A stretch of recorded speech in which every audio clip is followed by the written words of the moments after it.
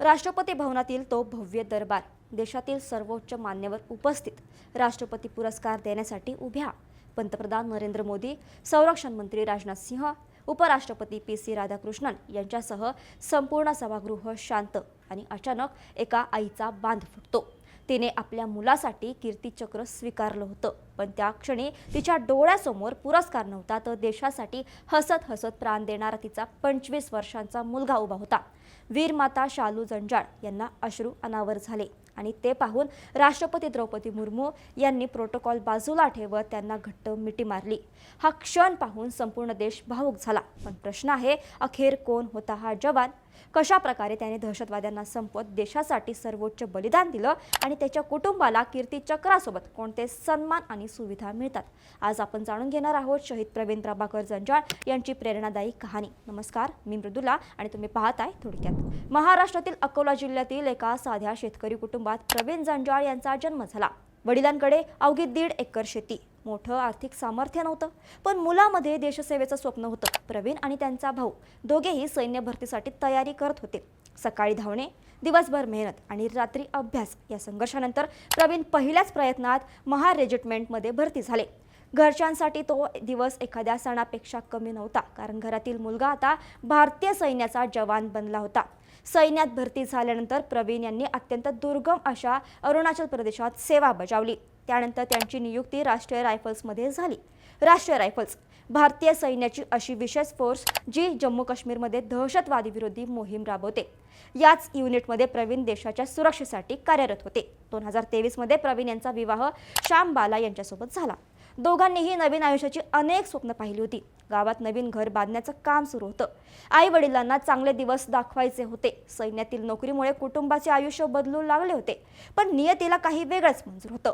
6 जुलै 2024 दुपारी 3:50 प्रवीण यांनी आपल्या मोठ्या भावाला फोन केला। घराच्या बांधकामासाठी पाठवलेले 49,000 रुपये मिळाले का? घराचे काम सुरू ठेवा, मी लवकरच सुट्टीवर येतो, असं ते बोलले। कुटुंबासाठी तो एक साधा फोन कॉल होता, पण कोणालाही माहिती नव्हतं की हेच त्यांचं शेवटचं संभाषण ठरणार आहे। त्याच दिवशी जम्मू काश्मीरच्या कुलगाम जिल्ह्यातील फ्रिसल चिनीगाम भागात काही दहशतवादी लपल्याची माहिती मिळाली। भारतीय सैन्य आणि जम्मू काश्मीर पोलिसांनी संयुक्त मोहीम सुरू केली। दहशतवादी एका घरात लपले होते। संपूर्ण परिसर दाट लोकवस्तीचा, परिस्थिती अत्यंत धोकादायक। अचानक दहशतवाद्यांनी बेछूट गोळीबार सुरू केला। गोळ्यांचा वर्षाव होत होता, पण प्रवीण जंजाळ मागे हटले नाहीत। त्यांनी अत्यंत धैर्याने पुढे जात दहशतवाद्यांना प्रत्युत्तर दिले।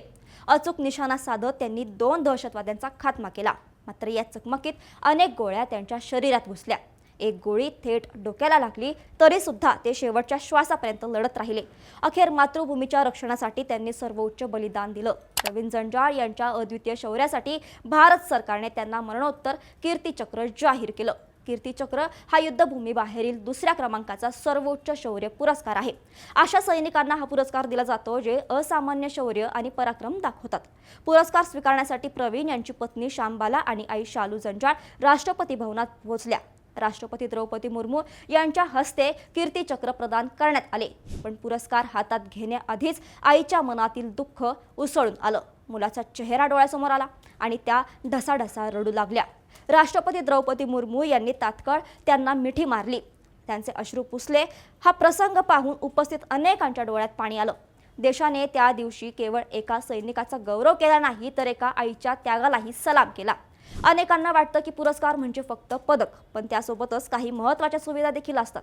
कीर्तीचक्र प्राप्त सैनिक किंवा त्यांच्या कुटुंबाला केंद्र सरकारकडून विशेष मासिक भत्ता दिला जातो। राज्य सरकारकडून आर्थिक मदत मिळते, राज्यानुसार रक्कम वेगळी असते। महाराष्ट्र सरकारकडूनही शहीद जवानांच्या कुटुंबांना विशेष आर्थिक मदत दिली जाते। पत्नी किंवा पात्र कुटुंबियांना सरकारी नोकरीमध्ये विशेष सवलती मिळू शकतात। शहीदांच्या मुलांना विविध शिष्यवृत्ती, शिक्षण शुल्क सवलत आणि संरक्षण मंत्रालयाच्या योजना उपलब्ध असतात। लिबरलाइज्ड फॅमिली पेन्शन, ग्रॅज्युटी, विमा संरक्षण आणि इतर सेवा लाभ कुटुंबाला दिले जातात।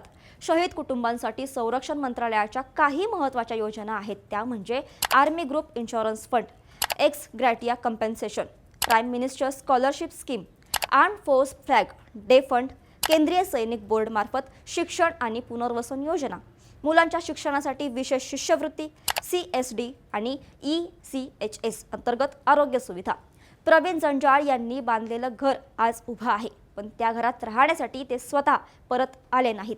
त्यांनी पाठवलेले 49,000 रुपये कुटुंबाला मिळाले, पण ज्याने ते पैसे पाठवले तो कायमचा निघून गेला.